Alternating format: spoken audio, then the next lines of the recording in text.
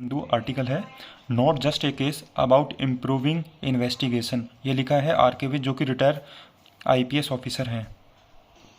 हाल ही में supreme court का एक निर्णय आया है Rajesh and ANR versus Madhya Pradesh राज्य, जिसमें कोर्ट ने पॉइंट आउट करा है सम इलेगलिटीज इन द इन्वेस्टिगेशन, तथा साथ ही इसमें जस्टिस मलिमत कमेटी,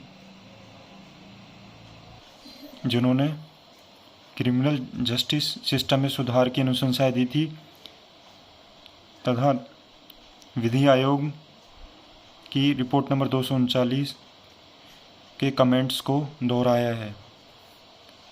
तथा कोर्ट ने कहा है standard of police investigation is still poor, मतलब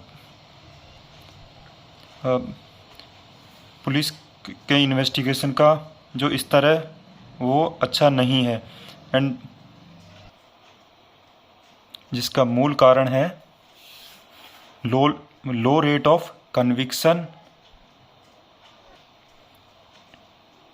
इनएप्ट एंड अनसाइंटिफिक इन्वेस्टिगेशन के संदर्भ में मलिमत समिति ने अनुशंसा दी थी कि इन्वेस्टिगेशन विंग अलग होनी चाहिए लॉ एंड ऑर्डर विंग से। इसी प्रकार विधि आयोग की रिपोर्ट नंबर 239 में ये सुझाव दिया था, मतलब किस बारे में थी ये, इस बारे में थी कि expenditure investigation and trial of criminal cases against influential public personalities.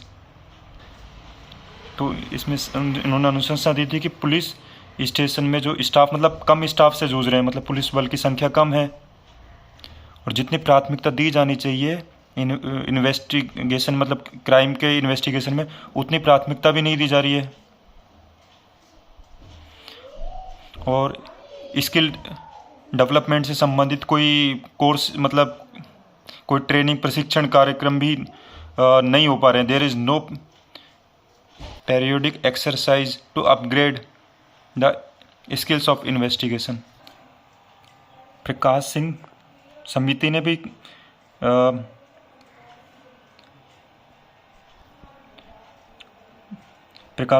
ने भी ये सभी अनुशंसाएं पहले ये सभी अनुशंसाएं दी थी। Out of A total of 7 directives by the court, 1 pertain to a separation of investigation from law and order to ensure quicker investigation, better expertise and improved rapport with the people। मतलब ये separate हो जाएंगे ये wing दोनों, तो इससे मतलब इसकी जल्दी से इन्वेस्टिगेशन हो सकेगा, बेहतर ढंग से हो सकेगा, तथा जनता के साथ अच्छा तालमेल स्थापित हो सकेगा। प्रकाश सिंह जी ने एक बुक भी लिखी थी, the struggle for police reforms in India 2022।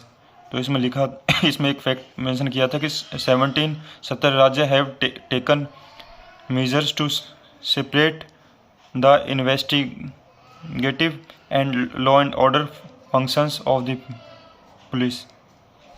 तो मोटा क्या है ये, इससे कल से ये निकल के आ रहा है कि मतलब सुप्रीम कोर्ट के जजमेंट्स तथा विभिन्न समितियों की अनुशंसाओं में यही बात निकल के सामने आ रही है कि मतलब इसकी गुणवत्ता अच्छी नहीं है, इन्वेस्टिगेशन की इंडिया में गुणवत्ता अच्छी नहीं है,